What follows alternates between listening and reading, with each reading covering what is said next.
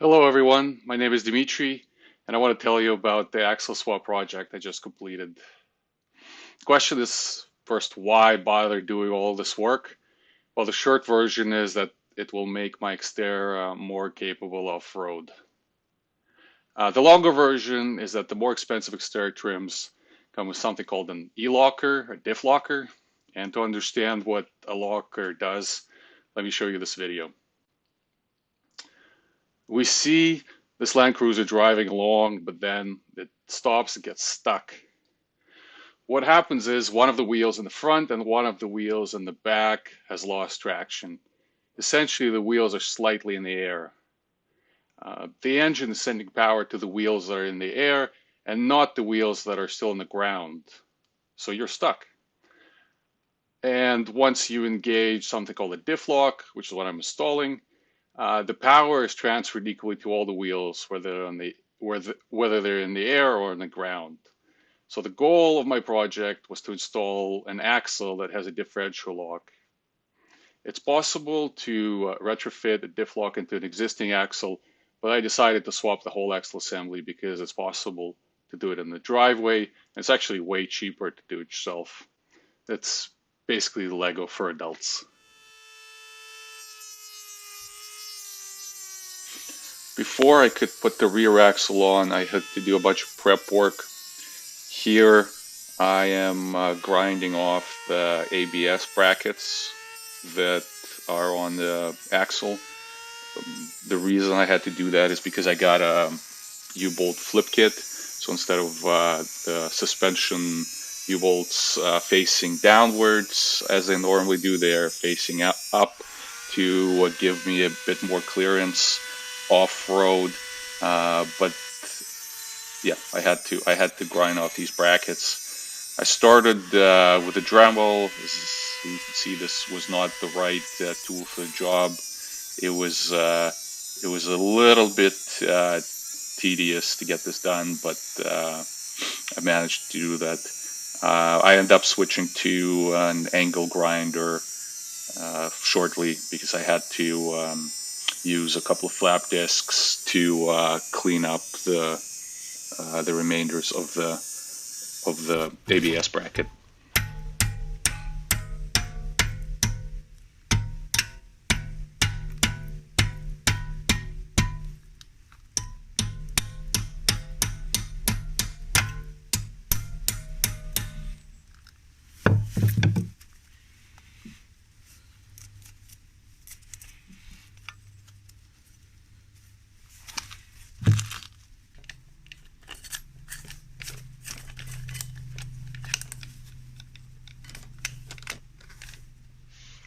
Here comes the angle grinder, and the goal is to clean up any remaining imperfections and make it smooth for the U-bolts, and then cover it with a little bit of paint.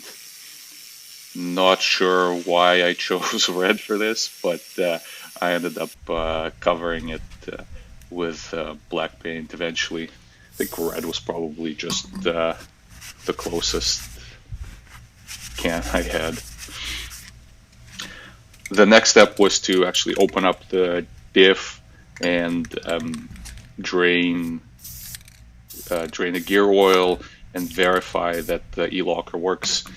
In this next clip that's coming up, you can see me applying power to the e-locker, and you can see the solenoid pushing the plate to lock the locker, or the diff rather.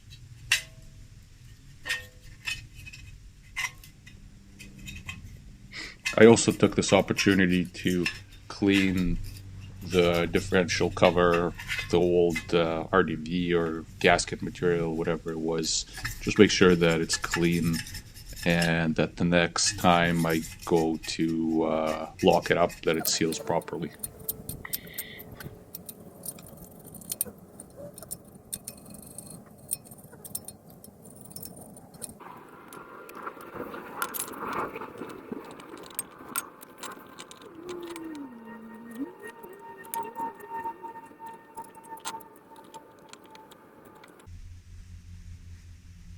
I then spent some time taking off the rear brakes, the calipers, and the hard lines.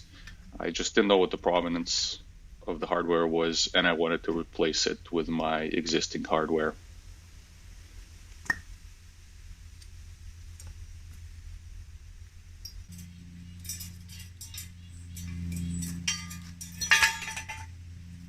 At this point in time, I thought that I had prepped the rear axle and I was ready to get cracking on my actual vehicle.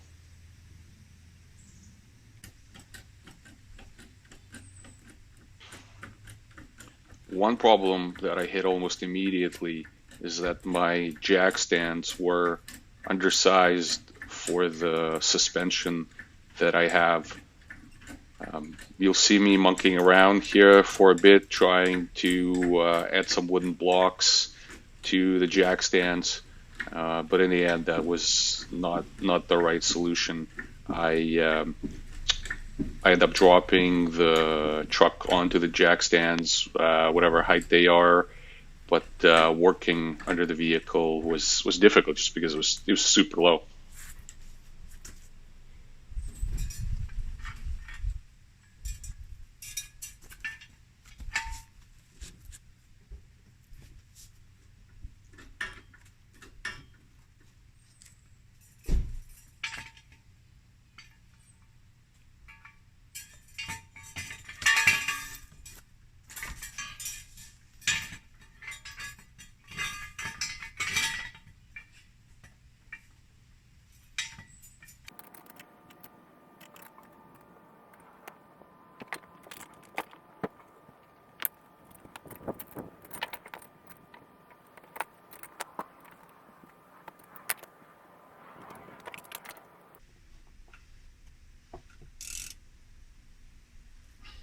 At this point, I got under the car to drain the diff oil and start taking everything apart.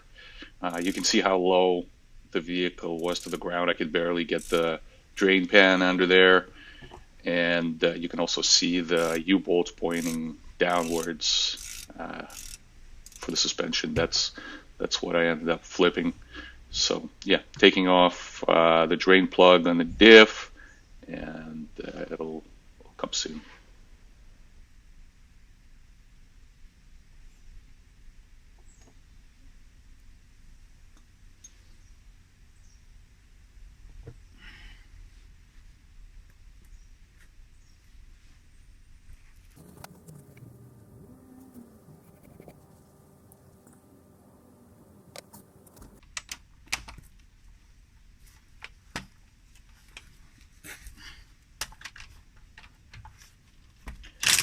The next part is taking off the diff cover to expose the differential.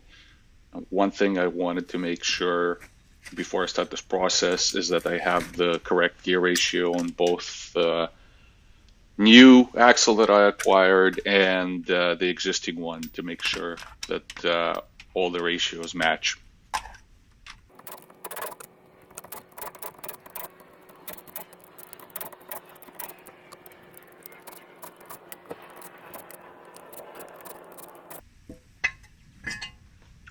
Once I get the cover off and the diff cleaned up a little bit, you can see, well, you can't see in the video, but in real life you can see a set of numbers stamped on the ring gear, which basically specifies the gear ratio for the diff. You can see me pulling out my phone in a second, opening up the calculator app to get the actual gear ratio for my differential. And as it turns out, I have a 354, and the new axle that I'm about to swap in is a 369. So no bueno. Basically, the front and rear diffs need to match. The ratio needs to match, or you can't put the truck in four-wheel drive. So here I am doing a little bit of math, trying to figure out whether this is indeed a wrong ratio. It is a wrong ratio, and I end up buttoning everything back up, filling the diff with oil, and try to figure out what to do. Eventually, I end up disconnecting the front drive shaft, so I can drive in two-wheel drive mode only, and swapping in this new axle anyway.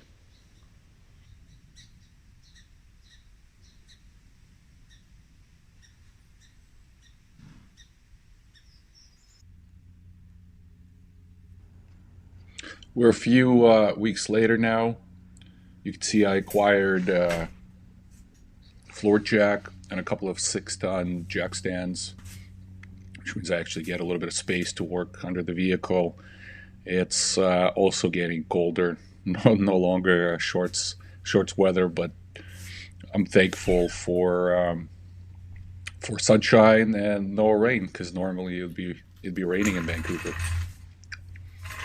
I think the plan here is to start disassembling the rear axle.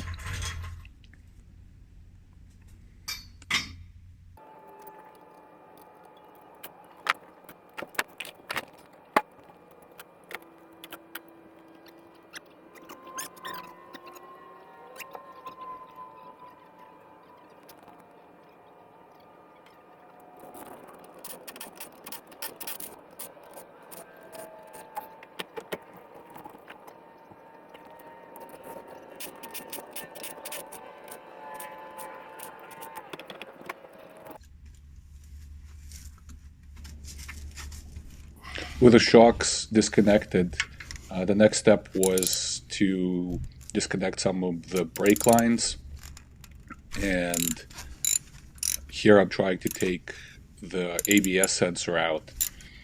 The suggested approach was actually to disconnect it from the rest of the harness. There's a plastic connector that's supposed to snap out, but I always seem to break those. So I thought, why don't I try to take the ABS connector out from the axle? And of course, that went poorly.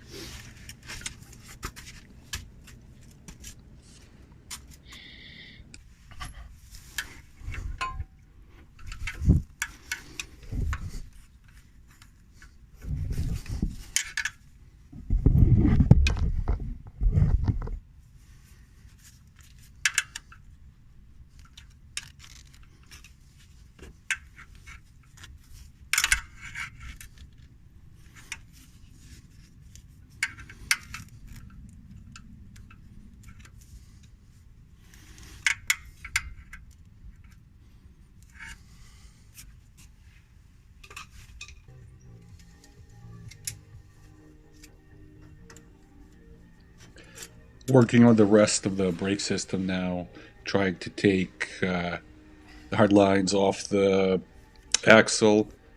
I did not have the correct brake or wrenches for the brakes, but I do have this Knipex pipe wrench pipe, whatever it's called, and it's just fantastic.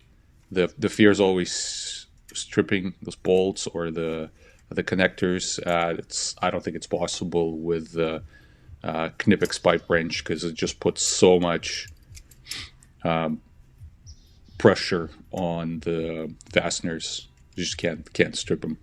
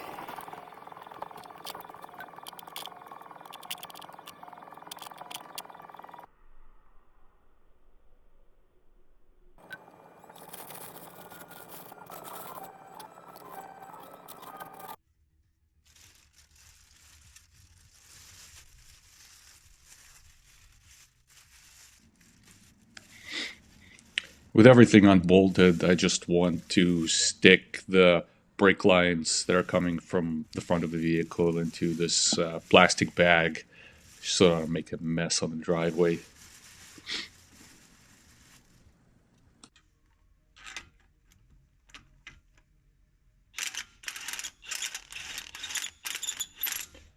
With everything disconnected from the axle, the only thing that's holding the axle to the vehicle now are those U-bolts. And as I try to disconnect the U-bolts from the axle by unscrewing those nuts, it becomes apparent that I should have done a better job when I assembled it before, because the U-bolts, the end of those U-bolts are quite bent, and the nuts will not be coming off. As I lay there wondering about my life's choices, the obvious answer is the cutoff wheel.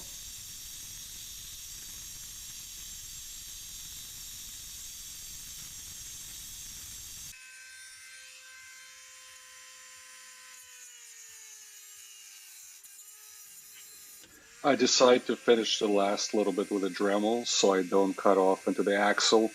And when I finally cut through and the axle drops, it kind of freaks me out. I do the same thing on the passenger side now, basically starting with the angle grinder and finishing up with a Dremel.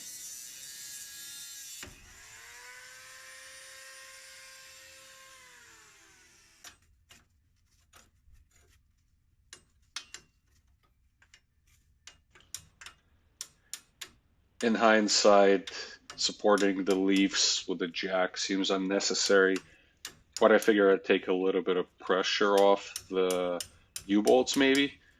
But in any case, it worked, and the U-bolts are off.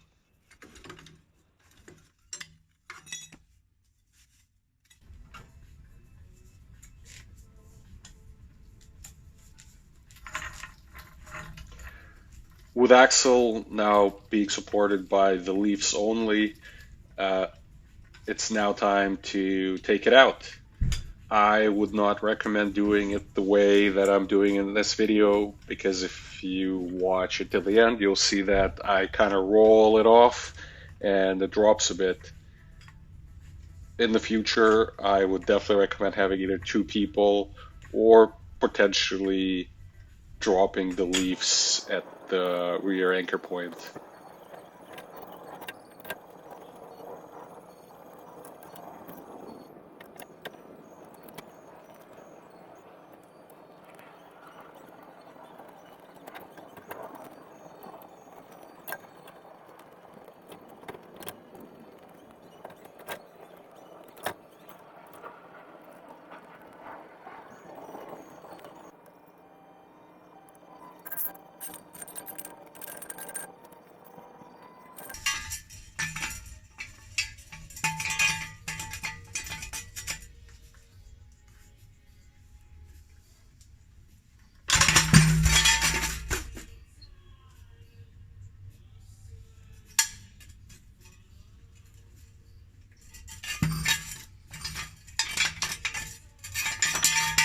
Clearly not my best work.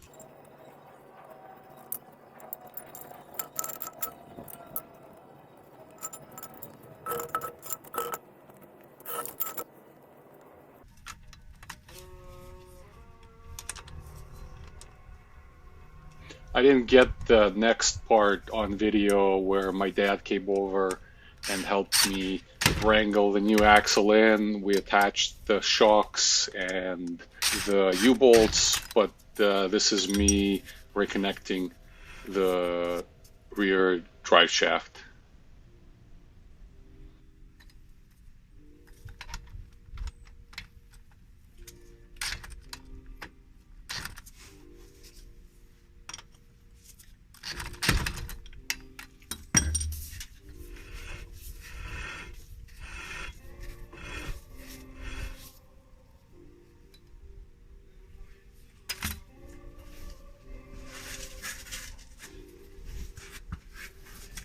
This is my favorite part, crawling from under the truck.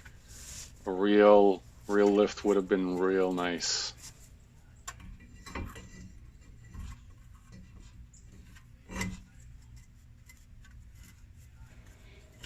Getting closer to putting everything back together, putting the brakes on. So it's new axle, but my old brakes, old rotor and calipers and all that jazz.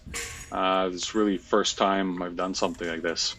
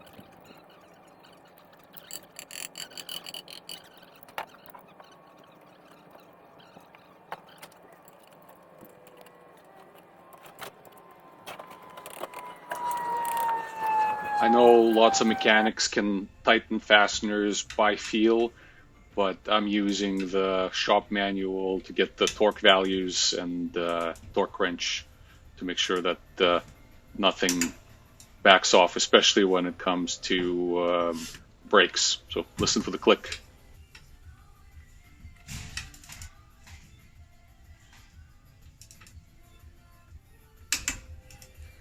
All right, here comes the moment of truth. The brakes are attached, the shocks are attached, U-bolts are tightened, the drive shaft is in place. Time to fire her up. Everything appears to be in order. The interesting thing, at least to me, was that even with the clutch in, there's still a little bit of power being transferred to the drive shaft into the wheels. Of course, I put the camera on the wrong side. You can see the drive shaft is spinning, but the rotor closest to the camera is not. So the power is being transferred to the driver's side rotor.